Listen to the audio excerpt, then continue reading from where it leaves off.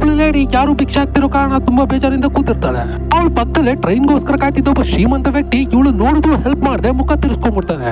ಅದನ್ನೆಲ್ಲ ನೋಡ್ತಾ ಇದ್ದ ಒಬ್ಬ ಹುಡುಗ ಈಗ ನಿಧಾನವಾಗಿ ಶ್ರೀಮಂತ ವ್ಯಕ್ತಿಯಿಂದ ಬಂದು ಅವನಿಗೆ ಗೊತ್ತಿಲ್ದಿರೋ ಹಾಗೆ ಅವ್ನ ಪರ್ಸ್ನ ಎತ್ಬಿಡ್ತಾನೆ. ಅದನ್ನೆಲ್ಲ ಭಿಕ್ಷೆ ಬೇಡ್ತಿದ್ದ ಲೇಡಿ ಕೂಡ ನೋಡ್ತಾ ಇರ್ತಾಳೆ. ಆ ಹುಡುಗ ಈಗ ಅವಳಿಗೆ ಸುಮ್ನೆ ಇರು ಅಂತ ಹೇಳಿ ಸನ್ನೆ ಮಾಡಿ ತೋರಿಸ್ತಾನೆ. ಈಗ ಹುಡುಗ ಪರ್ಸ್ ಮೇಲೆ ಇಟ್ಟು ಸರ್ ನಿಮ್ ಪರ್ಸ್ ಕೆಳಗಡೆ ಬಿದ್ದಿದೆ ಅಂತ ಹೇಳಿ ಎತ್ಕೊಡ್ತಾನೆ. ಅವನು ಈಗ ಥ್ಯಾಂಕ್ಸ್ ಅಂತ ಹೇಳಿ ಪರ್ಸ್ ನ ಒಳಗಡೆ ಇಟ್ಕೋತಾನೆ. ಭಿಕ್ಷೆ ಬಿಡ್ತಿದ್ದ ಲೇಡಿಗೆ ಇವನೇನ್ ಮಾಡ್ತಿದ್ದಾನೆ ಅಂತಾನೆ ಗೊತ್ತಾಗ್ತಿಲ್ಲ. ಆ ಪರ್ಸ್ ನ ತಗೊಂಡು ಕೂಡ ಇವನಿಗೇನು ಕೊಡದೆ ಸುಮ್ನೆ ನಿಂತು ಬಿಡ್ತಾನೆ. ಆಗ ಹುಡುಗ ಶ್ರೀಮಂತ ವ್ಯಕ್ತಿಗೆ ಒಂದು ಲುಕ್ ಕೊಡ್ತಾನೆ. ಆಗ ಅವನಿಗೆ ಅವ್ನ್ ಲುಕ್ಕಿನ ಅರ್ಥ ಏನು ಅಂತ ಅರ್ಥ ಆಗ್ಬಿಡುತ್ತೆ. ಅದಕ್ಕೆ ಅವನಿಗ ಪರ್ಸ್ ನ ತೆಗೆದು ಒಂದು $10 ನ ಅವನ ಕೈ ಕೊಡ್ತಾನೆ. ಈಗ ಹುಡುಗ ಸೀದಾ ದುಡ್ಡನ್ನ ತಗೊಂಡೋಗಿ ಆ ಲೇಡಿಗೆ ಕೊಡ್ತಾನೆ. ಅದು ನೋಡಿ ಆ ಲೇಡಿ ಕೂಡ ತುಂಬಾ ಖುಷಿ ಪಟ್ಬಿಡ್ತಾಳೆ. ಆಕ್ಚುಲಿ ಹುಡುಗ ಒಬ್ಬ ಪ್ರೊಫೆಷನಲಿ ಕಳ್ಳನೇ.